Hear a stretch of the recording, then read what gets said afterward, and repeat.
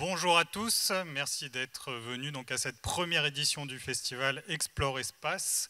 Donc la conférence qui va suivre est de Roland Lehoucq, qui est chercheur au CEA. Et je ne parle pas plus pour ne pas manger plus de temps. Merci Jean-Luc pour la présentation. Merci pour l'invitation aussi à cette première édition d'un festival qui est appelé à en avoir de nombreux autres, j'imagine, j'espère. Et donc une conférence qui est un peu un mélange, alors j'appelle Décrypte la SF. Oui, c'est un peu ça ma marque de fabrique, d'utiliser la science-fiction comme prétexte pour parler de science, et puis profiter d'être dans une belle salle pour en fait prendre deux extraits de films qu'on va discuter, un extrait d'Avatar, un extrait de Seul sur Mars, qu'on va discuter pour vous montrer ce que l'on peut faire finalement dans cette analyse. L'idée étant pas de savoir si ça marche ou si ça marche pas. Essentiellement ça marche pas, mais on s'en fout. Ce qui compte c'est le chemin intellectuel qu'on va suivre pour comprendre ce que l'on voit. Et là j'ai pris Avatar et Seul sur Mars. D'autres me connaissent pour avoir fait des choses sur Star Wars, pareil. Mais rien qu'Avatar on peut parler 2-3 heures. Rien que Seul sur Mars, pareil. Et puis Star Wars c'est des dizaines d'heures je pense. Peut-être pas des dizaines, mais enfin au moins une dizaine d'heures. Et puis tout un tas d'autres films aussi qui seraient intéressants à discuter, comme Interstellar. Il y a Gravity qui n'est pas de la science-fiction, mais qui est aussi un film extrêmement intéressant à discuter.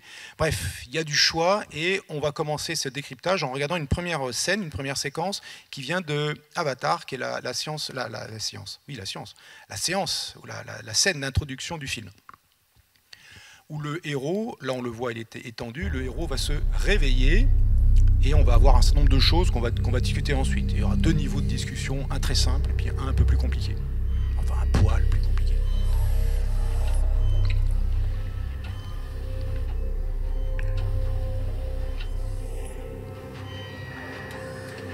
In cryo, you don't dream at all. Bon, ton anglais, c'est pas très grave. Hein. Doesn't feel like 6 Tu years. te réveilles. More like a fifth of tequila and an ass kicking.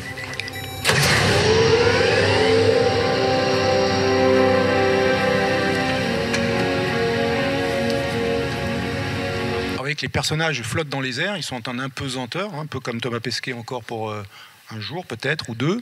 C'est normal, ils sont en orbite, on va le voir. Le vaisseau est en orbite autour de Pandora. No, we're there yet. Yeah, we're there, sunshine. We're there. I've been in cryo for 5 years, 9 months, and 22 days. Voilà, là, ce qu'il vient de dire, c'est important. Le voyage a duré 5 ans, 9 jours, sauf qu'en 9 mois et 22 jours. Ça, c'est important, on va s'en servir tout à l'heure. Donc il faut des fois bien ouvrir, vous allez voir dans Seul sur Mars, il faut ouvrir ses yeux et ses oreilles pour essayer de capter toute l'information qui va nous servir à analyser les scènes ensuite. You will be hungry. You will be weak. If you feel nausea, please use the sacks provided for your convenience. Staff, thank you in advance. Alors voilà le vaisseau qui permet aux humains d'arriver de la Terre autour de Pandora. Pandora est un monde qui est en orbite dans Alpha du Centaure. Alors regardez à l'arrière, voilà on voit le vaisseau, on le voit très joliment. Là il y a un machin qui tourne à l'arrière, il y a une espèce d'altère qui tourne à l'arrière. C'est précisément là où sont les humains. Up ahead was Pandora. Derrière on voit Pandora, il y a un miroir, on va se demander ce que c'est ce miroir tout à But l'heure. I never figured I'd be going there. Et dans le miroir on voit voilà, Pandora, le monde qui est là, et derrière Polyphème, qui est la planète autour de laquelle orbite Pandora. Donc Pandora n'est donc pas une planète, mais un satellite d'une planète qui est Polyphème. Voilà le Venture Star, le vaisseau dans son ensemble. On voit la partie mobile à l'arrière, l'altère qui tourne. Là, on le voit très bien, l'altère qui tourne. Là, on est dans le sens allant vers l'avant du vaisseau. Et puis on va, une des navettes va descendre. Voilà, là ils sont à l'envers, la navette va descendre. Et après on arrive, les personnages arrivent sur Pandora et l'aventure commence. Alors dans une séquence comme ça, il y a tout un tas de petites choses qu'on peut discuter. L'impesanteur, pourquoi ils sont en impesanteur, c'est pas ça qu'on va discuter aujourd'hui. On peut se demander est-ce que ce vaisseau est plausible, on va en discuter un petit peu. On peut aussi, déjà ne serait-ce que regarder cette image-là, on sait qu'on est dans Alpha du Centaure, hein, c'est dit au tout début du film. On est dans le système d'étoiles doubles, puisque Alpha du Centaure c'est une étoile double, peut-être même triple avec Proxima. Et Polyphème Pandora est en orbite autour de Alpha du Centaure, dans le système d'Alpha du Centaure. Donc on peut se demander où est-ce qu'elle est en orbite, comment est-ce que c'est possible d'être en orbite stable dans un système à 2 étoiles. C'est tout à fait possible. Il y a des possibilités dans les exoplanètes que nous connaissons, les presque 5000 exoplanètes que nous connaissons. Il y en a un certain nombre qui sont dans des systèmes binaires et même des systèmes multiples d'étoiles, mais un certain nombre dans des systèmes binaires. Et on voit cette image-là, on peut reconnaître quelque chose qui ressemble à la Terre. Enfin, c'est pas la Terre, bien sûr, c'est Pandora, mais on reconnaît donné sur cette image les zones vertes qui sont les continents, avec des forêts sans aucun doute. D'ailleurs, c'est ce qu'on constate plus tard dans le film, ça se passe dans des grandes forêts qui ont l'air d'être comme des forêts tropicales humides, disons, les océans en bleu, les nuages en blanc, ça ressemble à la Terre. On voit le Terminateur, cette ligne qui sépare le jour de la nuit, donc il y a un côté jour, un côté nuit, c'est clair. On voit encore des petits éléments, on va y revenir tout à l'heure, qui sont sur la gauche de l'image. Et puis derrière, on voit Polyphème qui ressemble étrangement, alors pour des gens comme vous qui sont habitués à l'astronomie, vous avez reconnu sans doute Jupiter peint en bleu, enfin avec photoshopé en bleu. Je dis Jupiter parce que c'est quand même stupéfiant de voir que c'est la même chose. Hein. Le grand cyclone que l'on voit sur Polyphème, ça a l'air un peu plus gros peut-être encore que sur Jupiter, mais ça ressemble tout à fait à la grande tache rouge de Jupiter. Et on voit là sur cette image Io, un des satellites de Jupiter, et l'ombre qu'il projette, et ça ressemble un peu, vous voyez, on a un satellite, et puis là-bas, on a une ombre, alors on va se demander qu'est-ce que c'est que ça dans un instant. Et donc, une question qu'on peut se poser, pour vous montrer le genre de petite enquête que l'on peut faire, déjà à un niveau très rudimentaire, sans beaucoup de connaissances scientifiques, mais qui permet déjà d'élaborer, je vais vous la faire un peu rapidement, d'habitude je peux la faire très interactive, mais c'est beaucoup plus long, et là du coup, pour être sûr qu'on tienne dans la case horaire, c'est moi qui vais faire un peu les questions et les réponses, mais qui vais vous montrer les questions que je pose et les réponses que je peux avoir dans une classe. Typiquement, j'ai fait ça avec des classes de CM2, mais on peut le faire aussi avec du grand public. Ça marche tout aussi bien, j'entends par là qu'on a aussi des réponses intéressantes à discuter. Alors voilà la scène, on revoit la même scène. On a compris un peu ce qu'on voit sur cette scène, et on voit aussi le vaisseau des humains, là, qui est un peu sur la droite. La question, c'est quelle est la direction de la lumière ? Alors, voilà, je vois des petits mouvements de bras, parce que là, vous sentez bien qu'en parlant, on ne va pas bien vous entendre, mais certains d'entre vous ont peut-être pensé à gauche, et d'autres, on peut un petit mouvement de bras qui désigne à gauche de l'image. Alors, quand on me répond à gauche et que je suis face au public, en général, je dis à gauche, ici. Ah mais non, ben voilà, l'autre gauche. Oui, donc du coup, c'est intéressant de discuter déjà cette petite réponse-là à gauche, ça va dépendre du référentiel dans lequel on se place, ça dépend de l'observateur. Donc il faut être un tout petit peu plus précis, à gauche quand on est face à l'écran, vers de la gauche quand on est face à l'écran. Et après, il y a un petit mouvement de main qui désigne globalement la gauche. J'ai vu des petits mouvements de main montants, l'air de dire qu'il n'y a pas que à gauche, il y a à gauche un peu vers le bas, à gauche vers le milieu et à gauche vers le haut, disons. Il y a plusieurs directions possibles dans cette gauche, et donc il faudrait pouvoir la préciser, dire voilà, pouvoir tracer une ligne. Et on se dit, au bout de cette ligne, loin là-bas, il y a la source de lumière, l'étoile qui éclaire la scène. Et donc pour faire ça, on peut rendre les choses précises. Alors ce travail-là, quand je fais avec des CM2, ça nous prend une bonne heure pour en arriver à la phrase qui est « Je trace le terminateur ».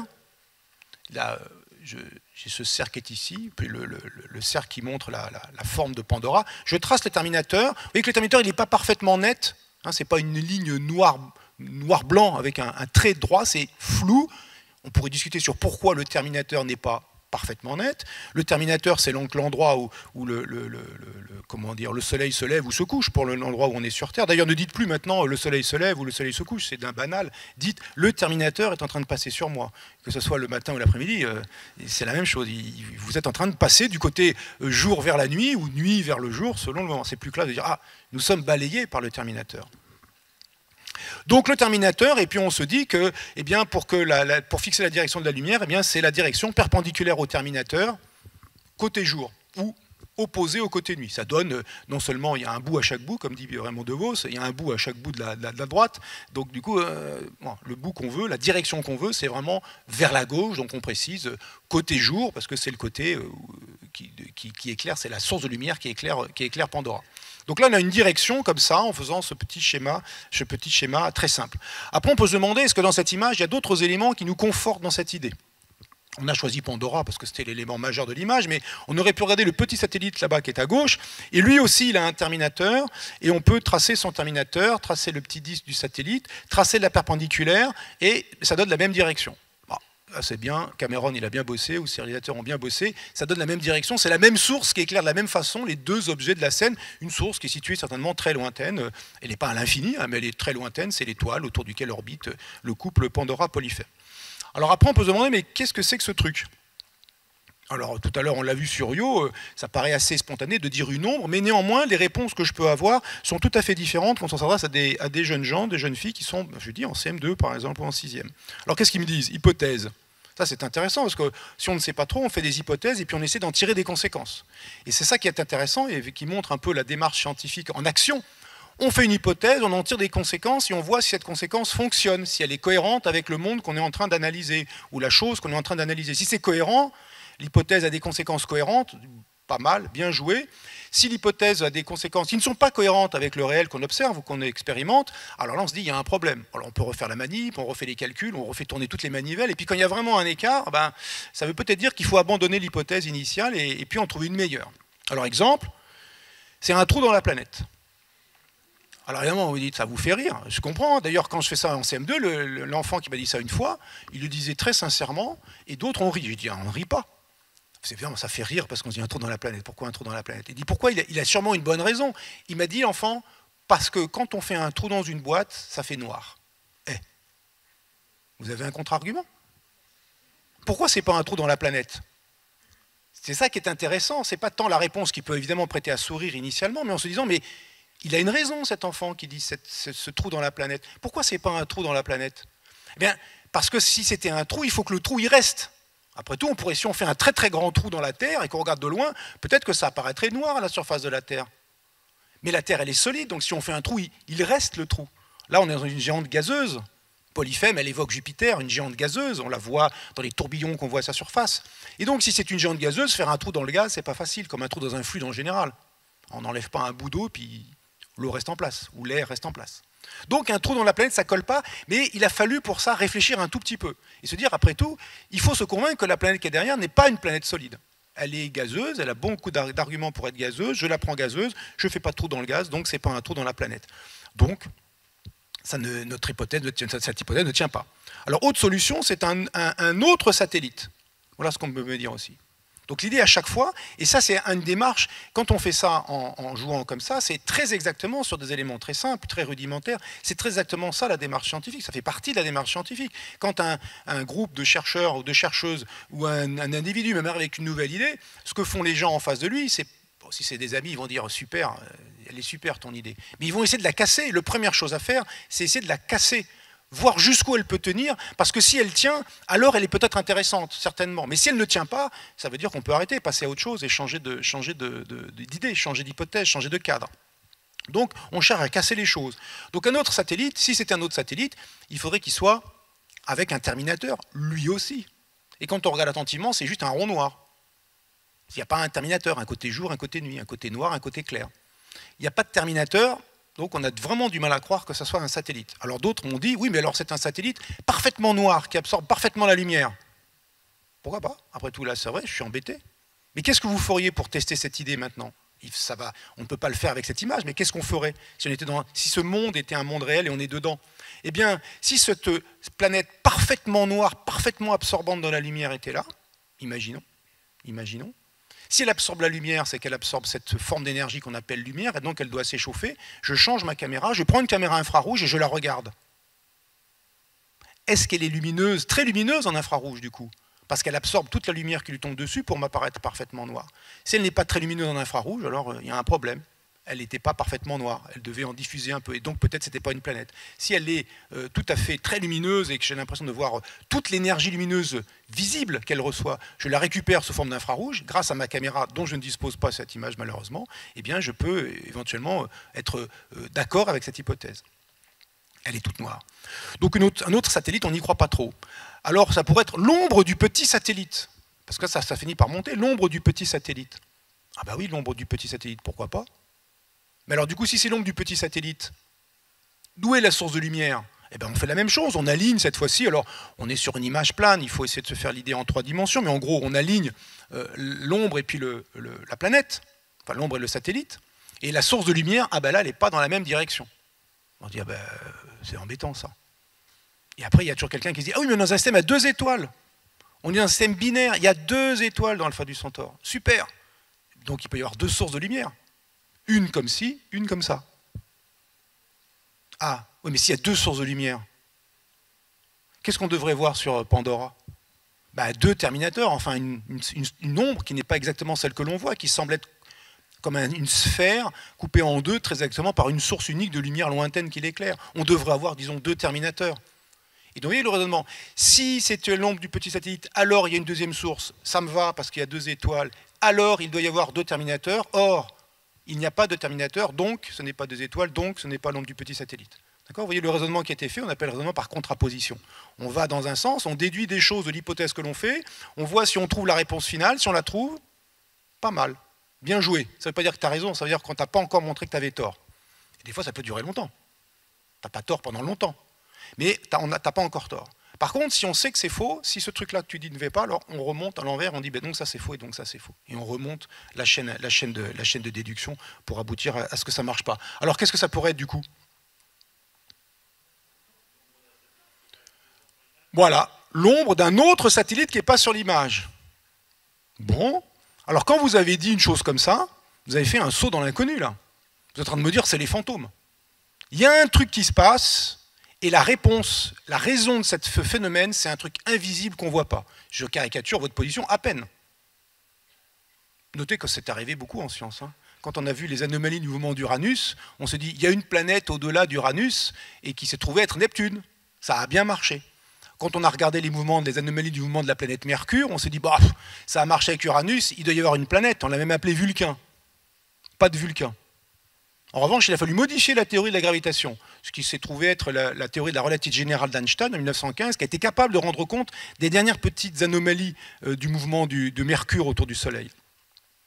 Quand la désintégration bêta a été découverte, on a vu qu'il y avait l'électron qui était émis pendant cette désintégration n'avait pas une énergie unique, comme on s'y attendait, n'avait pas tous les électrons émis dans la désintégration du bismuth 210 en l'occurrence avaient tous la même énergie. Ils auraient dû avoir toute la même énergie parce qu'il y avait le bismuth, il envoie un électron, ils intègrent un autre élément dont j'ai oublié le nom, quelque chose qui est tout près du bismuth moins un électron, parce que c'est un neutron qui est devenu c'est un neutron qui est devenu un proton. Et donc du coup, on se retrouve dans une situation en se disant oui mais alors si l'électron il n'a pas toujours la même énergie comme on s'y attend, alors quoi? L'énergie n'est plus conservée? C'est à ça que ça mettait en brèche. C'était plus les lois de Newton, quand le cas d'Uranus-Neptune. C'était tout simplement la conservation de l'énergie. Oui, mais la conservation de l'énergie, on y tient. C'est quand même une loi, c'est solide, c'est sérieux. On a mis 2000 ans à la conclure. Comment on fait? Eh bien, on imagine une particule nouvelle, qui s'appelle le neutrino, qui s'appelait d'abord le neutron, qui est devenu ensuite le neutrino. Le neutron ayant été découvert en 1932 par Chadwick. Et on imagine cette particule supplémentaire qu'on appelle le neutrino qui s'en va avec l'énergie qui manque. Particule qu'on ne peut pas détecter. C'est encore un coup des fantômes. Comme là, c'est un coup des fantômes. Donc quand quelqu'un renverse, si un enfant renverse une table, un beau vase précieux qui se renverse, qui se brise et qui vous dit c'est les fantômes, il ne faut pas lui dire ah non, non, tu nous racontes des histoires. Il faut d'abord faire une demande ANR de recherche, faire des sous, et puis faire une étude sur les fantômes, arriver à la conclusion que les fantômes ça n'existe pas, et que donc cet enfant a menti et qu'il a peut-être effectivement lui renversé le vase. Ce serait ça qu'il faudrait faire dans le réel. D'accord ? C'est pas se contenter de dire c'est les fantômes. On a le droit de le dire, mais il faut après se demander quelles conséquences ça a et essayer de vérifier si cette hypothèse fantôme existe. Dans le cas des neutrinos, ils sont découverts en 1950 quelque chose. On les a finalement découverts. L'honneur était sauf. Mais là, regardez, il faudrait qu'on puisse tourner la caméra, dézoomer, pour essayer de voir cette hypothétique satellite que l'on n'a pas. Notez qu'en astrophysique moderne, en cosmologie par exemple, quand on nous dit c'est la matière noire, ou quand on nous dit c'est l'énergie noire responsable, l'énergie noire de l'accélération de l'expansion, ou la matière noire de la gravitation, il y a quelque part de c'est des fantômes, entre guillemets, tout simplement parce qu'on n'a pas encore la preuve que c'est ça, au sens où on n'a pas la main sur la matière noire. On ne dit pas c'est cette particule, ou c'est ce type d'objet. Et pour l'énergie noire, identiquement. Donc on est dans une situation intermédiaire, compliqué, évidemment, parce qu'on est à la recherche de quelque chose pour valider une hypothèse. Et donc, aussi bien, peut-être que ce n'est pas un nouvel acteur qu'il faut induire, qu'il faut supposer une nouvelle planète, Neptune, une nouvelle particule, le neutrino. Peut-être que dans la matière noire, pour l'instant, c'est peut-être l'hypothèse qui est favorisée, mais ça pourrait être aussi bien, il faut changer les lois. Peut-être, même si ce n'est pas l'hypothèse favorisée actuellement, il faut revoir les lois de la gravitation à l'échelle des galaxies, des amas de galaxies et au-delà. Donc cette question-là, elle est permanente en physique. On invoque souvent, quand il y a un écart entre le réel, observé ou d'expérience, et puis les hypothèses, le cadre de travail dont on dispose, quand il y a un écart qui est vraiment trop pénible, alors on essaie de bricoler pour l'instant. Au début, on bricole un peu, quoi. Et ça peut arriver que ce soit c'est les fantômes. Là, on ne peut pas dézoomer, on ne peut pas reculer, et il faudrait lancer un programme. On ne peut pas se contenter de cette réponse, c'est les fantômes, bien sûr. Il faut ensuite se dézoomer et vérifier ce qui se passe jusqu'au bout. Et il ne faut pas lâcher l'affaire, et ça peut prendre des fois longtemps, des années, des dizaines d'années. Alors là, regardez dans la vraie vie, on voit ici 3 ombres, on la voit à peine en bas, une ombre là-bas, 2 ombres, et on voit 2 satellites. Il est où le deuxième? Je ne le vois plus, cette image. Je suis paumé. Ah oui, si, c'est ça, excusez-moi, il est là en bas, je ne le vois pas bien. Il y a un satellite en bas et l'ombre, et puis il y a un satellite et 2... Il y a 3 ombres et 2 satellites. D'accord, c'est les satellites Io à droite, Callisto à gauche, et il y a 3 ombres. Alors on peut se convaincre assez facilement que l'ombre la plus en haut à droite, c'est celle de Io, l'ombre qui est un peu floue, et c'est celle de Callisto, et puis il y a une ombre en bas, là, on ne sait pas de qui c'est. Eh bien, il n'y a plus qu'à attendre. C'est ça qui est bien avec la vraie vie, c'est qu'on peut manipuler, on peut attendre, regarder quelques minutes plus tard, regarder qui entre en scène. Il y a un autre satellite qui rentre dans la scène et dont on voit bien que l'ombre qui nous manquait, ou il nous manquait un objet, bien, il était en dehors du champ, il arrive et tout va bien. La structure est claire. On a pu faire la même hypothèse. Il y a un fantôme, il y a un satellite qu'on ne voit pas, qui n'est pas sur l'image. Dans la vraie vie, bien, il y a les moyens d'expérimenter et de trouver la réponse à d'autres questions. Alors le Venture Star, on peut essayer d'analyser un peu le Venture Star. Discuter un peu. Très beau vaisseau parce que d'abord il est assez joli, il faut reconnaître, et surtout il est bien conçu. On voit bien les fonctionnalités de ce vaisseau, rien qu'en le regardant. On voit par exemple qu'il éjecte, selon les flèches jaunes, de la matière vers la droite, disons, et puis il est en réaction accélérée vers la gauche, selon la flèche verte, au moins dans la phase d'accélération. Il est près de la Terre et il s'éloigne de la Terre pour aller vers Alpha du Centaure, vers Pandora, et donc au début du voyage, la flèche verte pointe vers Pandora. Alors on peut reconnaître un certain nombre de choses fonctionnellement quand on les voit. Les grosses sphères ici doivent être des réservoirs. Il y a le gros bloc moteur en avant et les zones rougeâtres sont des radiateurs. Ça rayonne de la lumière. Pourquoi on voudrait rayonner de la lumière? Parce que ce moteur produit de l'énergie. Il y a quelque chose qui se passe à l'intérieur, produit de l'énergie qui va être communiquée à de la matière qui, échauffée ou très rapidement injectée, va propulser le vaisseau par réaction. Une partie de l'énergie produite sera sous forme de chaleur non utilisable pour la propulsion, et donc il va bien falloir l'évacuer pour épargner au réacteur de fondre, enfin de chauffer de trop, et éventuellement de fondre, en tout cas d'être endommagé.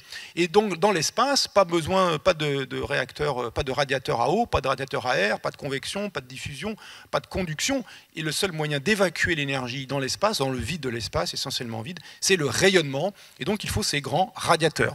Alors on pourrait se demander est-ce qu'ils sont assez grands ou pas, ils sont trop petits pour la taille du vaisseau et les performances, mais ce n'est pas très grave. Il y a l'idée qui est là, il y a des radiateurs pour évacuer la chaleur qui ne sert pas, l'énergie qui ne sert pas à la propulsion. On voit aussi une espèce de câble qui est ici, qui relie le bloc moteur à gauche avec les blocs à l'arrière de cargo et les blocs de vie. J'ai mis câble, vous voyez qu'il a une forme spéciale, une forme de tour Eiffel. Bon, je ne discute pas, mais il y a des choses à dire sur cette forme-là. Et pourquoi la tour Eiffel a cette forme, par exemple, aussi, c'est intéressant. Ce n'est pas une forme au hasard du tout, comme vous l'imaginez.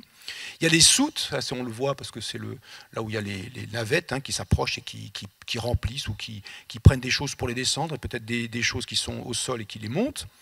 Et puis, il y a les modules de vie. Alors, on sait que c'est les modules de vie parce que l'haltère, vous avez vu, il tourne. Et les dingues comme moi, ils regardent en combien de temps ils font un tour. Donc moi je regarde les images et on les voit, c'est pas super, on voit qu'un huitième de tour, on voit pas le tour complet évidemment, puis on vous donne pas la réponse. Mais moi j'ai mesuré, je trouve que c'est environ 24 secondes, la période de rotation. Et puis si on veut une gravité d'environ 2/3 de gravité terrestre aux extrémités, alors pourquoi 2/3 ? J'aurais pu prendre une gravité terrestre, j'aurais pu prendre n'importe quelle valeur. Si ça tourne, c'est pour faire par l'accélération centrifuge, créer aux extrémités une manière de gravité artificielle. J'ai mis 2/3 parce qu'une autre enquête sur laquelle je passe permet de déterminer que la gravité de Pandora, c'est 2/3 de gravité terrestre. Ça c'est sûr, je peux le prouver, je peux le calculer. Vous me croyez ? Bon, en tout cas, croyance ou pas croyance, c'est pas le point, vous pourrez le refaire, c'est une enquête, c'est ça aussi l'intérêt de ce genre de choses, d'exercice-là. C'est qu'ensuite, ça fait partie du travail des scientifiques. Une fois qu'on a son idée, qu'on a son calcul, son hypothèse, son cadre, on l'expose, on baisse son froc intellectuellement, si j'ose dire. On dit, ben voilà ce que je pense. Et les autres, vos collègues, vous écoutent. Et disent, là je suis d'accord, mais là je ne suis pas d'accord. Et ça commence à discuter. Alors normalement de façon bienveillante, ça se passe entre collègues de bonne composition, mais des fois ça fight un peu plus quand il y a des sujets qui sont chauds, quand il y a des sujets à enjeux scientifiques, à enjeux symboliques, à enjeux des fois financiers, au sens pour avoir des financements pour les expériences que l'on veut monter. Et donc là, on expose les choses que l'on fait. Donc moi, je ne vous l'expose pas pour 2/3 de G, mais voilà, ça sera. Il y a des conférences si vous cherchez sur le web où j'expose un peu ça. 2/3 de G à l'extrémité, imaginons que c'est ça la gravité de Pandora et que c'est cette gravité qu'il vise, peut-être qu'il viserait un peu moins, peut-être une demi-gravité, peut-être une gravité terrestre après tout. En tout cas, si on fait cette hypothèse-là, dans ce cadre-là, 24 secondes, une période de 24 secondes, ça permet de calculer que la longueur du bras doit faire 100 mètres. Et du coup, on a une échelle sur le dessin, et si la longueur du bras fait 100 mètres, et que le vaisseau, là, il est positionné un peu l'avant vers nous, il n'est pas exactement, disons, perpendiculaire à notre ligne de visée, mais bon, ça donne une idée que ce vaisseau, il fait à peu près 2000 mètres de long. Donc c'est un grand vaisseau. Donc sur cette image, on peut déterminer ou estimer plausiblement la taille du vaisseau, 2000 mètres de long. Et puis il reste un dernier truc, c'est le miroir qui est derrière. Comme il est là, il est joli, ça fait un miroir, mais à quoi il sert? C'est pas pour se raser le matin, les gars sont un peu loin, c'est joli, ça fait des reflets de la planète, c'est très beau visuellement, certainement, mais à quoi il sert? Eh bien, ce vaisseau, il faut se poser la question, comment est-ce qu'il s'arrête? Il est près de terre, là, il démarre les moteurs, il pousse plein pot, il accélère, il va vers Alpha du Centaure, et comment il s'arrête à Alpha du Centaure? Il faut qu'il s'arrête à Alpha du Centaure, sinon il passe plein pot, quoi. Ben, pour s'arrêter, il faut freiner, quoi. Mais comment on freine dans l'espace? Ben, la seule façon, c'est de mettre une poussée qui va contredire votre mouvement. Autrement dit, le vaisseau, quand il accélère, il éjecte selon les flèches jaunes, et il va dans la direction de la flèche verte, mais quand il doit freiner, il se retourne. Autrement dit, ce qui était à l'avant, ce qui était vers la cible, le bloc moteur devient à l'arrière, et ce qui était à l'arrière, c'est-à-dire les modules de vie, deviennent à l'avant, de sorte que les deux flèches jaunes viennent contredire le mouvement. Cette fois-ci, ce qui est à l'avant face à Alpha du Centaure en s'approchant, c'est les modules de vie des humains. Et en étant comme ça, ils se retrouvent à une vitesse extrêmement élevée. On l'a vu tout à l'heure, on va y revenir, le personnage disait 5 ans, 9 mois, 22 jours, on va dire en gros 6 ans, on va faire rond, 6 ans pour aller à Alpha du Centaure. Alpha du Centaure, la distance est un peu plus de 4 années-lumière, on va faire rond 4 années-lumière. Je vais faire une division très brutale, il y aurait des choses à discuter du point de vue de la relativité restreinte, mais en gros, en disant 4 années-lumière en 6 ans, ça fait 2/3 de la vitesse de la lumière. Voilà la vitesse typique du vaisseau, la vitesse moyenne du vaisseau, quelque chose comme ça. C'est une très grande vitesse. Donc quand le vaisseau se retourne et que les passagers se retrouvent face au milieu interstellaire qui pleut dans leur référentiel, c'est le milieu interstellaire, il pleut sur eux littéralement, à cette très grande vitesse, à l'intérieur du vaisseau, ils se retrouvent sous un pluie de particules de grande énergie, et donc ça peut être dommageable pour les humains qui sont à l'intérieur. Sans parler du fait qu'en rentrant dans le système d'Alpha du Centaure, ils vont rentrer dans le système interplanétaire, dans le milieu interplanétaire, avec des poussières, avec des choses en un peu plus grand nombre, disons, et peut-être un peu plus massifs, des petits objets, des petits grains qu'on ne trouve dans le milieu interstellaire. Avec pour conséquence qu'il faut un bouclier.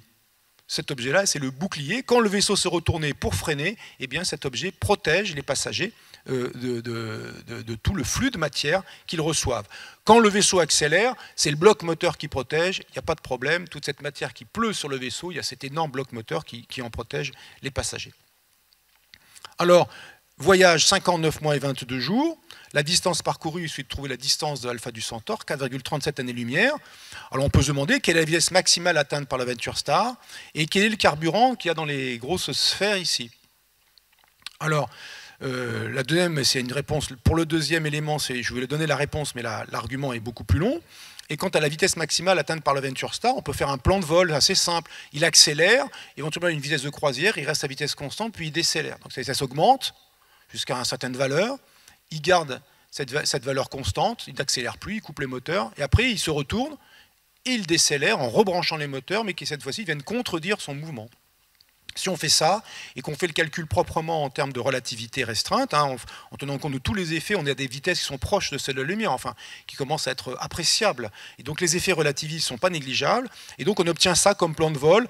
Voilà, pour qu'on ait parcouru 4,37 années-lumière en 5 ans, 9 mois et 22 jours de durée du vaisseau, c'est la durée du vaisseau, c'est mesuré à bord, avec un chronomètre à bord, ce n'est pas la durée terrestre, les deux ne sont pas les mêmes choses. Quand on se déplace sur une ligne d'univers, aller de Alpha du Centaure, quand on se déplace le long d'une ligne d'univers, la longueur de cette ligne d'univers, c'est la durée propre.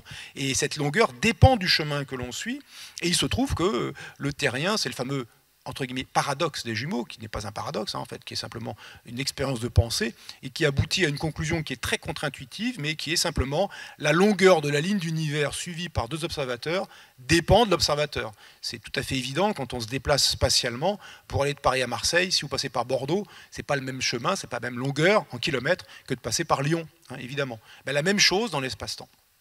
Et donc là, voilà le petit calcul qu'il faut faire, je passe sur les détails. On peut trouver, vous voyez, que la vitesse maximum, elle est un peu en dessous de 2 tiers de la vitesse de la lumière, mais elle est non loin des 2 tiers de la vitesse de la lumière. Et puis, pour arriver à atteindre cette vitesse, et avec la durée qui est indiquée là, la seule solution, hein, je dis bien la seule solution, ça n'est pas de la fission ou de la fusion, c'est certainement pas de la propulsion habituelle, hein, chimique, c'est d'utiliser de l'antimatière. La seule solution, c'est que dans ces sphères, il y ait des quantités prodigieuses d'antimatière produites en amont du départ du vaisseau, mises dans les sphères, stockées habilement dans les sphères pour les utiliser. Je ne rentre pas dans tous les détails, il y en a d'énormément à discuter, c'est une conférence en soi, rien que de discuter des détails de ce vaisseau, les détails techniques de ce vaisseau. En tout cas, il est très bien pensé, et vous voyez qu'il fait sens, c'est vraiment un vaisseau malin. Ce n'est pas du tout les vaisseaux de Star Wars ou les vaisseaux de Star Trek où ils montent dans leur vaisseau et ils sentent une vergence dans la force, et hop là, ils se retrouvent sur Bespin pour aller sauver leurs amis. Alors, deuxième séquence, pour la deuxième demi-heure de conférence, une séquence de Seul sur Mars. La séquence initiale de Seul sur Mars, où, vous savez, un des personnages se retrouve accidenté, laissé pour mort à la surface de la planète. Il se retrouve donc seul sur Mars pendant que ses collègues sont partis. Voilà, petite séquence, et on va la discuter ensuite. C'est parti. Martinez, comment ça évolue? Alors, il y a une tempête. Regardez bien cette tempête, hein, derrière, regardez bien l'aspect qu'elle a. C'est une grosse tempête sur Mars, on voit des éclairs à l'intérieur. Alors ça, les éclairs, c'est pas scandaleux, des éclairs dans une tempête, hein, c'est simplement par friction, on appelle ça triboélectricité. Ça arrive sur Terre aussi, que dans des tempêtes de sable, en fait, ça ressemble beaucoup, pas vraiment à une tempête de sable, mais même, on va le voir, aux nuées ardentes du volcanisme terrien. Eh bien, il peut y avoir tout à fait des éclairs à l'intérieur de mouvements de poussière dans l'air de la Terre. Alors cette image, puisqu'on est arrêté, on voit plein de choses, hein, on voit le hub qui est écrit là, il y a plein de petits détails. Moi j'adore faire des arrêts sur image, regardez ce qui se passe. Regardez, il y a même un petit dessin, alors, regardez, il y a une petite pépé là, qui est dessinée Fantasy en bas. Là-bas il y a une carte de Mars avec Utopia Planitia, Elysium Planitia. C'est l'endroit où se trouve le vaisseau. On voit le hub, c'est l'endroit où il habita. Là, c'est une vue, disons, à gauche météorologique. À droite, c'est une vue satellitaire qui montre un peu l'ambiance. On voit la planète, la tempête qui arrive à gauche. Il nous explique qu'elle fait 1200 km en diamètre. Elle vient à 24,41 degrés. Elle a une force de 8600 newtons. Il est temps de se barrer. Begin abort procedure, ça veut dire barrez-vous. Et donc, qu'est-ce qu'on entend après ? 1200 km de diamètre, cap à 24,41 degrés. Donc là, c'est bien, elle lit exactement ce qu'il y a sur l'écran. Elle n'est pas en train de nous pipoter, l'écran il est correct, enfin tout ça est cohérent. Elle se dirige droit sur nous. Selon les derniers calculs, on estime sa force à 8600 newtons. À combien on abandonne? À 7500. Donc là, la limite de sécurité, c'est 7500 newtons. D'ailleurs, incidemment, le newton, c'est bien l'unité de force. Hein, la force, l'unité, c'est le newton, en l'honneur évidemment d'Isaac Newton. Et d'ailleurs, notre poids, qui est une force, hein, qui est la force qu'exerce l'ensemble de la Terre sur notre corps, il devrait s'exprimer en newton. Vous ne faites pas, par exemple, 70 kg. Ça, c'est votre masse, c'est votre quantité de matière. Vous faites 700 newtons, environ 700 newtons. Ça, c'est votre poids est de 700 newtons. La force qu'exerce la Terre sur votre corps, en gros, 10 fois votre masse, un peu moins, 2,8 fois, disons 10 fois votre masse, en gros. Donc là, ils utilisent la bonne unité, incidemment. La limite, c'est 7500 newtons, et la force exercée, alors on comprend implicitement, il y a ce vaisseau qui est dehors, qui les attend, ça va être la force exercée peut-être sur le vaisseau, sur le véhicule ascensionnel martien, comme ils vont dire. Au-delà de ça, le VAM risque de basculer. Voilà, le VAM risque de basculer. Bagage. Entamez la procédure. En tenant compte de la marge d'erreur, on pourrait attendre que ça retombe. Voilà, ça c'est la réflexion du mec typique. Ouais, ça passe. Hein? Bon, sauf que la chef, c'est une nana et elle est responsable. Allez, ça passe. Commandant, préparez-vous pour un Allez, on se casse. Elle a raison, hein, c'est dangereux, c'est au-delà de la ligne de sécurité, on ne discute pas. C'est elle la chef. Alors vous avez vu, ils ont fait un peu la gueule. Officiellement, il les exécute, ça c'est bien. Alors ensuite, il y a Martinez qui va ouvrir le vaisseau, le véhicule ascensionnel martien, qui va leur permettre de sortir, enfin de quitter la surface de Mars, de rejoindre le vaisseau qui les ramènera sur la Terre, ce vaisseau qui est en orbite. Et donc là, il rentre en scaphandre, il a ouvert directement sur Mars, dont les conditions ne sont pas respirables, il est en train de monter dans le vaisseau.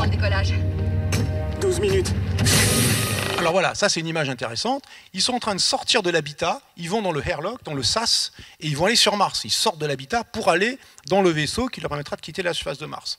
Donc ils ouvrent, ils sont en scaphandre, ils vont aller sur Mars, et regardez, il y a des indications qui sont données, pression, oxygène, température, et on est dans le airlock, donc c'est les conditions qui règnent à l'intérieur du SAS. Alors la pression c'est 11,7 psi, 20,69% d'oxygène, la teneur en oxygène, on devrait dire en dioxygène, et 16 degrés la température. Alors la température, 16 degrés, bon, pourquoi pas, à l'intérieur de l'habitat doit faire peut-être 20 degrés, 19 ou 20 degrés à l'intérieur. À l'extérieur sur Mars, la température moyenne c'est moins 62 degrés Celsius, bon il fait très froid disons, donc que dans l'habitat il fasse un peu frais, pourquoi pas, un peu frais mais sans que ça soit dramatique. Oxygène 21%, presque 21%, c'est la teneur en oxygène de l'atmosphère de la Terre. Pour l'instant l'air de l'habitat est respirable et sa pression est de 11,7 psi, qui est le pound per square inch, une unité impériale britannique, et en gros la pression atmosphérique terrestre c'est 11,7 psi. Voilà. En gros, ça veut dire, quand il y a marqué 12, en gros là-haut il y a marqué 12 psi, ça veut dire la pression atmosphérique. Donc ils sont dans des conditions atmosphériques un petit peu frais, à 16 degrés, c'est supportable tout à fait, mais un peu frais, ils arrivent avec leur scaphandre. La visibilité est presque nulle. Si vous vous perdez, Alors, on voit ici, excusez-moi, j'étais en train de regarder autre chose, il y a ça, maintenant il y a marqué shoot data, regardez en bas, il y a d'autres données. Moi je fais ça, je m'arrête sur toutes les images comme ça, et je lis ce qu'il y a marqué. C'est vraiment chiant, quoi. Au cinéma, je ne peux pas le faire, alors je vais le voir d'abord tranquillement, et après chez moi, je fais le dingue. Et regardez, pressure 4,7 psi, alors elle est beaucoup plus petite, à peu près 3 fois plus petite, on va dire, en gros 3 fois plus petite. Oxygène toujours 21%, température 22 degrés. Ça c'est dans le scaphandre. Alors dans le scaphandre il fait 22 degrés, bah ouais, enfin il faut qu'il soit un peu à l'aise, hein, on comprend. 22, c'est un petit peu chaud peut-être, mais en tout cas une température agréable. Oxygène 21%, on pourrait se dire bah tout va bien. C'est normal, on respire d'ici de l'oxygène à 21%, mais la pression, un tiers de pression atmosphérique. Alors là, c'est qu'est-ce qui se passe ? Qu'est-ce qui se passe? Alors en réalité, cette valeur, elle est tout à fait raisonnable parce que ces scaphandres, on les voit, ce ne sont pas des scaphandres solides, des scaphandres articulés aux articulations. C'est des gros scaphandres, un peu comme les anciens scaphandres des plongeurs sous-marins du 19e siècle. Vous avez une sorte d'armure finalement rigide. Ce sont des scaphandres souples. Et un scaphandre souple qui est gonflé, c'est un pneu, ça s'appelle un pneu. Alors si vous le gonflez, enfin un pneu, forme humaine, mais si vous gonflez un scaphandre souple dans lequel vous êtes à une pression qui est la pression atmosphérique terrestre, sachant qu'à l'extérieur, il y a une pression quasiment nulle, vous êtes dans l'espace, ou très faible, si vous êtes à la surface de Mars, à peu près la pression à la surface de Mars, 160 fois inférieure à la pression atmosphérique terrestre. Et donc vous êtes dans une pression très faible à l'extérieur et forte à l'intérieur, vous avez gonflé un pneu littéralement.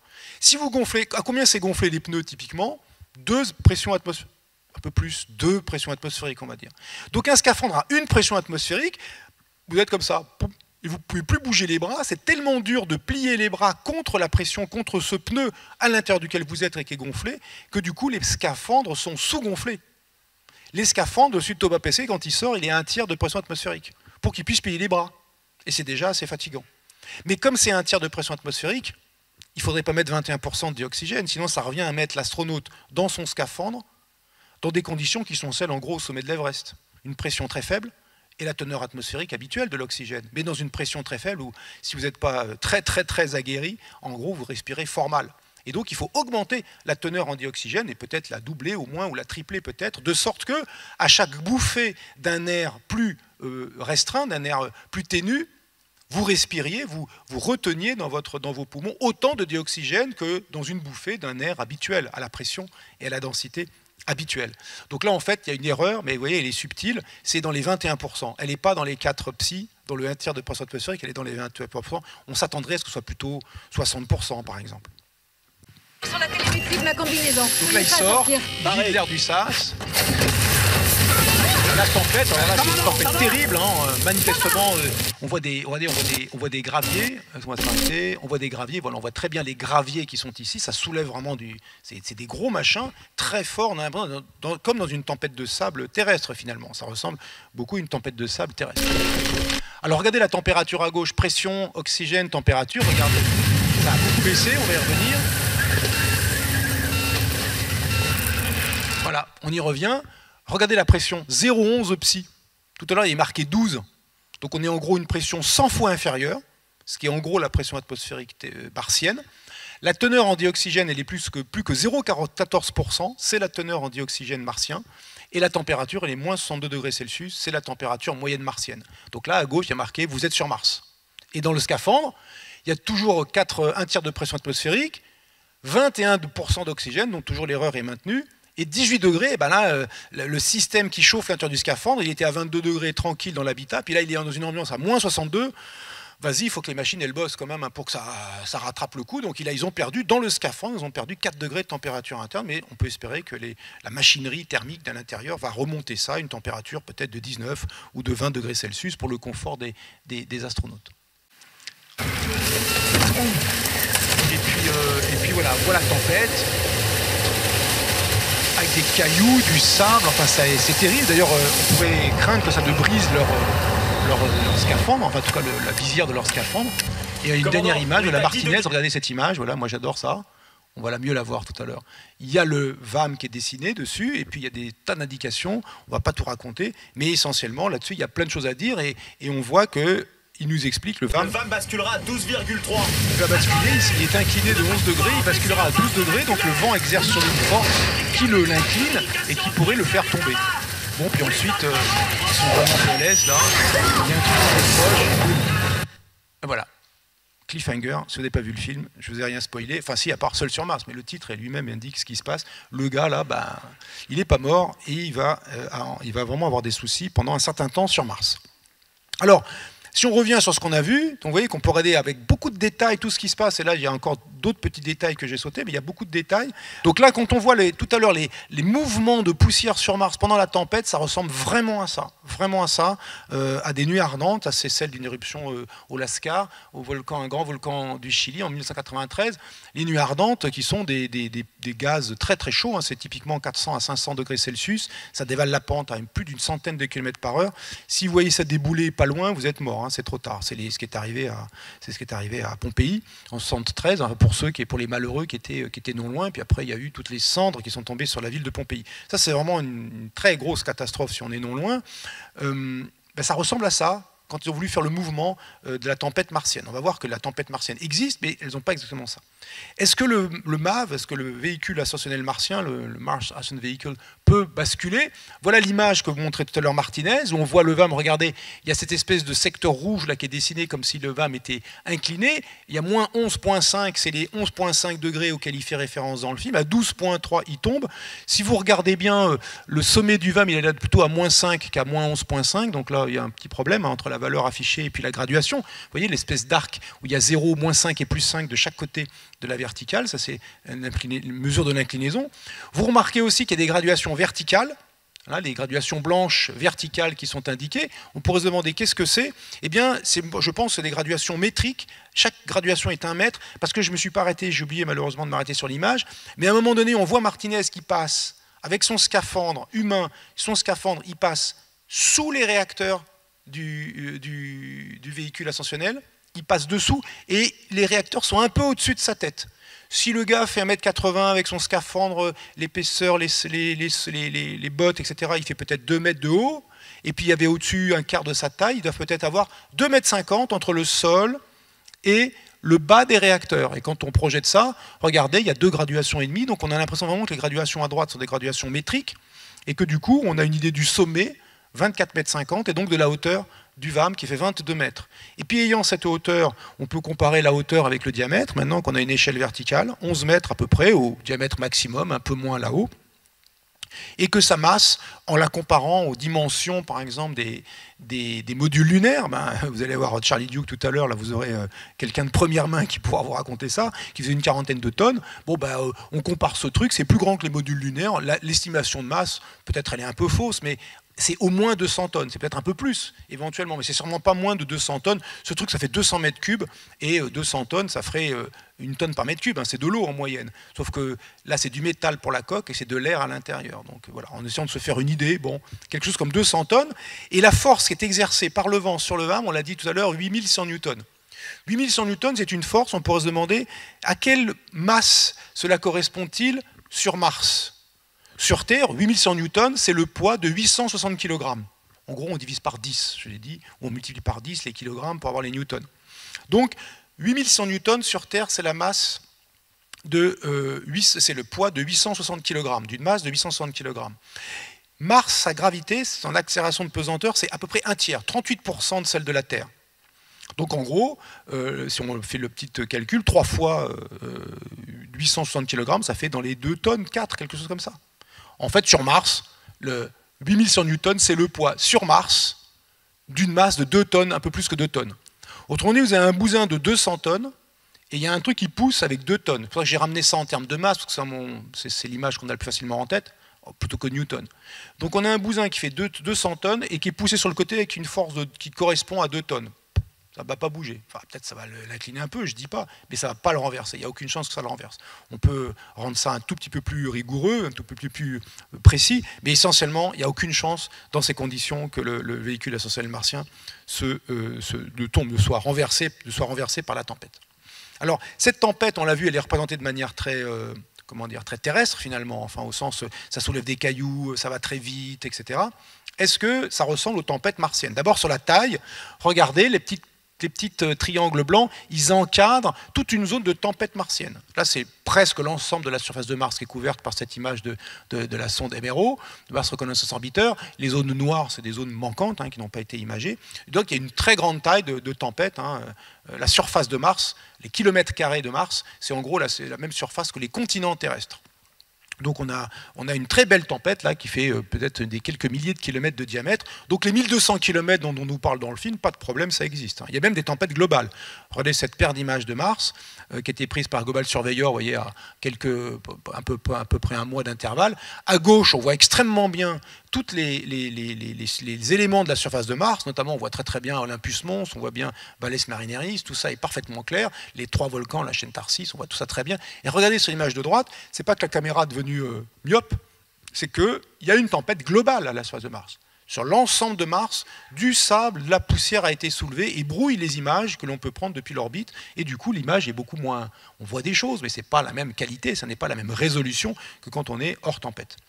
Du fait qu'il y ait une tempête, on voit sombre dans le film, il fait noir, ils sont là avec leurs petits spots, on se demande, enfin ils ne voient pas bien loin grâce à ça, mais ils éclairent parce que c'est devenu très sombre. Alors ceux qui ont peut-être eu la chance, je ne sais pas, ou la malchance, mais en tout cas la possibilité de voir une tempête des sables réelle sur Terre, il y a effectivement un assombrissement de la lumière solaire, c'est assez normal, toutes ces poussières en suspension vont bloquer pour partie la lumière du soleil. Et regardez à la surface de Mars, là c'était Opportunity, sur tout un tas sur plusieurs jours, entre le sol 1200 sur une trentaine de sols, c'est-à-dire une trentaine de jours martiens, 1205 à 1235, depuis le début de sa mission. Eh bien, regardez, la tempête est passée, et regardez comment ça se passe. C'était un ciel clair, disons, un peu orangé, comme on a dans le ciel martien, jusqu'à devenir extrêmement sombre au passage de la tempête, parce que les poussières soulevées obscurcissent considérablement, diffusent, et donc obscurcissent considérablement la luminosité ambiante. Donc ça pose des problèmes pour les panneaux solaires. En cas de tempête martienne, les rovers martiens à panneaux solaires étaient un peu ennuyés pour leur fonctionnement. Il y a eu des avantages, c'est que le vent a aussi pu balayer des poussières qui s'étaient accumulées sur les panneaux solaires. Et donc ça a pu redonner, une fois que la tempête est passée, donner un peu de regain d'énergie, parce que les panneaux solaires se retrouvaient, disons, nettoyés par le vent.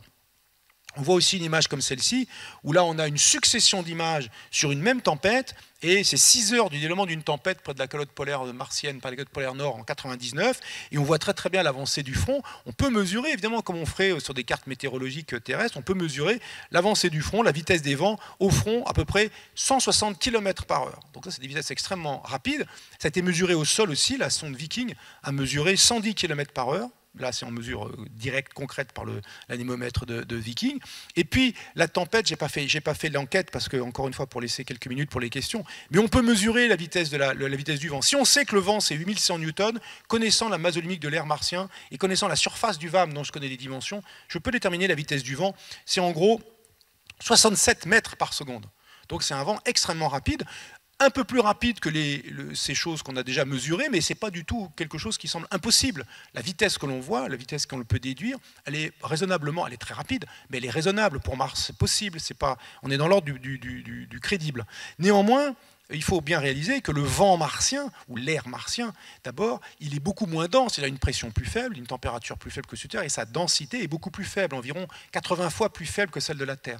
Ce qui fait qu'un vent à 250 km/h, ou 267 mètres par seconde, ça va faire à peu près 250 km/h, un vent à 250 km/h martien, avec de l'air martien, c'est pas du tout comme un vent terrestre à 250 km/h. pas du tout, parce qu'il est 80 fois moins dense. Et en gros, si on rapporte cette tempête martienne à un vent terrestre, en compensant la densité par une baisse de vitesse, en augmentant la densité et du coup en baissant la vitesse, c'est plutôt une brise, hein, un vent à 7-8, une brise c'est 30 km/h que ça va faire. Donc un vent sensible mais qui n'a rien d'extraordinaire. Voilà l'impression que ça donnerait cette tempête martienne, une tempête martienne à 67 mètres par seconde, c'est plutôt comme un vent terrestre, une brise, disons, un peu moins de 8 mètres par seconde.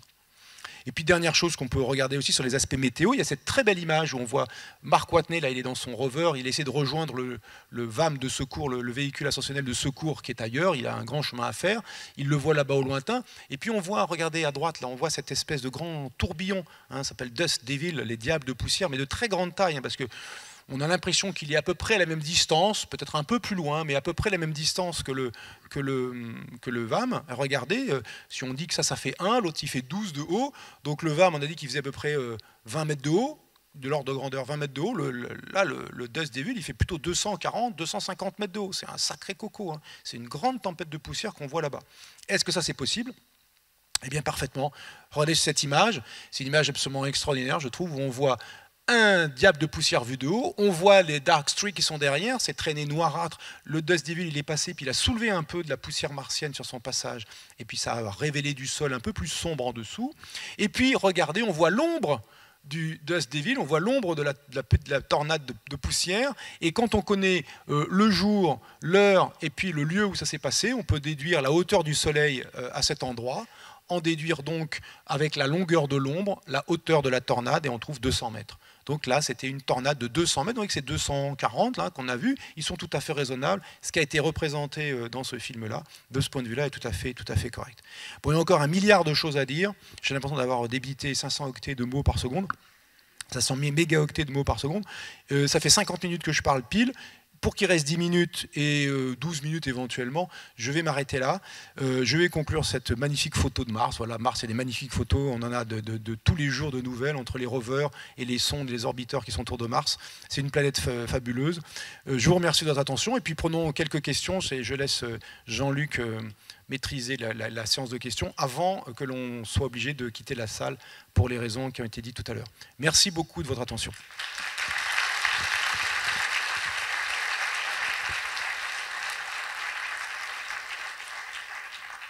Merci. Il me semble que pour Seul sur Mars, de mémoire, il y avait quelque chose d'assez surprenant, c'était le bruit du vent. Vous avez parlé de la densité. Oui, alors il y a aussi du bruit, il y a aussi donc, un bruit. Ça m'a semblé un peu farfelu ce bruit. Oui, c'est un bruit. Aussi, il y a une pancarte en métal qui se plie. J'ai trouvé ça quand même assez. Oui, bien sûr, le vent. En fait, la tempête qu'il représente dans Seul sur Mars, c'est une tempête comme une tempête terrestre, donc avec un bruit de tempête terrestre, avec des effets mécaniques, la coupole, enfin, l'antenne qui se décroche, qui se casse et qui est propulsée vers le personnage et qui le blesse gravement. Et bien tout ça, dans un vent martien, il n'y a aucune chance que ça se produise. Et pour le bruit, il y a les deux micros. Alors vous avez peut-être entendu ça, le bruit du vent martien. Il y a les deux micros qui sont sur la sonde de Persévérance et qui ont enregistré ce bruit-là. Donc il y a de l'air en mouvement. S'il y a des petits objets qui font obstacle au vent, ça peut créer un petit bruit et éventuellement audible. Alors audible à des micros, à nos oreilles, ça serait certainement assez difficile vu que les scaphandres vont probablement très amortir les sons martiens. Bien sûr, il y a des erreurs. Ce qui est intéressant, c'est pas tellement, c'est encore une fois des erreurs dans le film, il y en a d'autres. Ce qui est intéressant, c'est encore une fois la démarche mentale à mettre en œuvre pour essayer de les trouver. En quoi est-ce que ça n'est pas faux?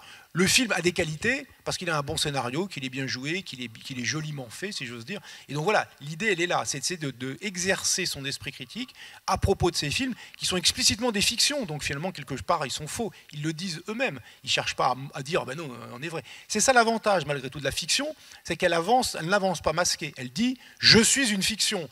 Et on me regarde pour d'autres raisons, même si je raconte des choses fausses. Alors que les fake news, par exemple, non, elles ne disent pas ça. Elles disent, je suis la vérité, je suis ce qu'il faut croire, et elle avance dans le mauvais sens. Donc c'est ça l'intérêt, c'est que ça, on connaît la réponse à l'avance, c'est faux. Maintenant, ce qui est intéressant, c'est pourquoi c'est faux. Voilà, et trouver, enfin pourquoi c'est faux, parfois il tombe juste, parfois c'est très bien fait. C'est pourquoi c'est faux, et donc tout le cheminement intellectuel pour aboutir à trouver la faille dans ce que l'on voit. Est-ce qu'on m'entend? Ouais, okay. Oui. Comment c'est possible qu'une tempête se répartisse comme ça sur une planète comme on a vu avec... À la surface de Mars, alors je ne suis pas météorologue martien, là, je ne sais pas si Franck Celsis est là ou si François Forger est là, eux ils sont beaucoup plus habiles que moi et plus savants que moi sur ces questions-là, mais sur Mars, il y a des tempêtes ou des phénomènes climatiques qui sont liés, comme sur Terre, il y a des saisons sur Mars, et dans les saisons, en particulier quand il fait froid, il y a une partie de l'atmosphère qui se solidifie sur Mars. La pression atmosphérique baisse en hiver martien parce que l'atmosphère se solidifie. Une partie du gaz carbonique et de la vapeur d'eau de l'atmosphère se solidifie. Donc la vapeur d'eau, on se dit, bon, il fait froid, mais le gaz carbonique aussi. Et donc du coup, voilà, ça fait des effets, vous voyez, curieux. Les effets, c'est pas l'augmentation ou la baisse de pression, elle se fait par solidification de l'atmosphère. Donc pour dire qu'il y a des effets subtils dont je ne suis pas sûr de pouvoir parler très aisément ou de façon très pertinente, mais sur Mars, on observe, ça c'est clair, des tempêtes globales. Ça c'est tout à fait certain. Oui. Merci pour cette conférence. J'aurais voulu savoir s'il y a des films de science-fiction, des ouvrages de science-fiction, des livres, des bandes dessinées qui trouvent grâce à vos yeux. Ah oui, bien sûr. Mais ils trouvent grâce, alors ça dépend. Que je les aime bien sûr, il y en a plein. Après, qu'il y ait des points de science. Alors moi, comme j'ai dit tout à l'heure, mon but, c'est pas de défoncer tous ces ouvrages de science-fiction, peut-être qu'ils traitent mal la science. Moi, je suis président d'un festival de science-fiction qui s'appelle les Utopiales. Donc je vais pas dire que la science-fiction, c'est de la merde. C'est sûrement pas. Il n'y a aucune chance que j'ai dit ça. Je dis bien le contraire, que c'est un genre extrêmement intéressant. Mais pour les aspects scientifiques qu'on y trouve, l'intérêt de l'œuvre, qu'elle soit cinématographique ou littéraire, elle n'est pas sur son intérêt scientifique, elle peut l'être, mais pas tellement dans les éléments scientifiques tels qu'elle les fait fonctionner, mais plutôt dans la façon dont les humains réagissent à ces éléments scientifiques, à ces conséquences, à cette situation technique qui est mise en œuvre, qui est posée, mise en scène plutôt dans l'œuvre. Et donc la science-fiction, c'est pas de la science, on s'en doutait, c'est plutôt des humains, ça veut dire c'est plutôt des questions humaines, c'est plutôt des questions, on va dire, de sciences humaines et d'interaction, d'évolution, de coévolution même on pourrait dire, entre les humains et les techniques. Et ça place des humains dans des situations qui ne se produiraient pas sans l'élément technique. Bon, après il y a Star Wars et des choses comme ça, il y a aussi le grand divertissement. Mais la science-fiction qui est intéressante, elle est là à mon sens, la plus intéressante, elle est là à mon sens, et des œuvres comme Seul sur Mars sont intéressantes par certains aspects, puisque finalement, quand on la regarde, c'est l'île mystérieuse moderne d'une certaine façon. C'est dans Jules Verne, sur les mystérieux, les naufragés sont bien embarrassés d'être en gros à poil sur une île. Ils récupèrent 2-3 bouts du navire naufragé, et parce qu'ils sont savants, parce qu'ils sont habiles techniquement, il y a des gens à la fois des artisans, des gens qui savent faire des choses, et puis des gens qui savent des choses au sens des connaissances, parce qu'ils sont savants de leurs mains et de leur cerveau, alors ils reconstruisent une petite civilisation dans cette île. Et là, c'est exactement ce qui se passe avec Mark Watney. Il est biologiste, botaniste, il est donc savant de choses, il est scientifique, il ne sait pas tout en sciences, mais il comprend la démarche scientifique et il essaie de se débrouiller avec les éléments de science pour se sortir de ce mauvais pas. Donc de là à dire que la science ou les techniques seront la solution à tous nos problèmes terrestres, il y a un grand pas qu'il faudrait éviter et qu'il ne faut surtout pas faire à mon avis, mais qu'il faut éviter de faire. Néanmoins, ça donne une idée que les éléments de science sont des éléments importants. C'est un message, le message porteur là, il est quand même plutôt positif vis-à-vis de la science, même si certaines situations, comme on le voyait tout à l'heure, et d'autres à la fin, quand ils s'envolent dans le mât, enfin je ne vais pas vous spoiler tout, enfin voilà, ce qui se passe à la fin, je peux vous dire, n'essayez jamais, quoi. N'essayez jamais. Vous êtes mort, enfin, c'est sûr. Enfin, si vous n'avez que ça, entre mourir de la façon A et mourir de la façon B, choisissez celle qui vous laisse une chance peut-être de vous en sortir, une chance microscopique, mais vraiment microscopique pour le coup. Une dernière question. Oui, retour sur le vaisseau spatial d'Avatar, une question un peu provocatrice. Quand on voit le caractère dispendieux en énergie du vol spatial, et si on le met en perspective avec les difficultés environnementales actuelles, est-ce qu'il y a un avenir pour la conquête spatiale ? Très très bonne question. Moi-même, je suis dubitatif comme vous. On peut décider que mettre des humains dans l'espace, c'est très dispendieux énergétiquement pour un rapport scientifique pas gigantesque. On apprend des choses, mais ça n'a rien à voir avec une mission comme Rosetta, par exemple, ou la mission Cassini, qui pour un coût bien inférieur, mais bien inférieur à une station spatiale, ont donné des résultats scientifiques qui vont nourrir des scientifiques pendant des années et des années. Ou un télescope, où je parle aussi le télescope spatial, le JWST, qui est envoyé pour un coût très supérieur à son coût initial, mais malgré tout, il va avoir une moisson d'informations absolument considérable. Donc effectivement, la question de l'espace, elle se pose. Aller dans l'espace avec des robots, des machines, aller dans l'espace avec des humains, aller sur la Lune, sur Mars, avec des robots, des machines, mais c'était un peu la question d'avant, mais avec des humains, envoyer des milliardaires dans l'espace. Alors déjà, la dernière question, la réponse est non. Pour moi, c'est non, il faudrait froidement interdire le tourisme spatial. Mais froidement l'interdire, froidement, voilà, sans discussion possible, et que de sorte qu'on nous beurre par l'arrêt en nous disant oui, d'abord c'est les milliardaires, après ce sera vous et moi.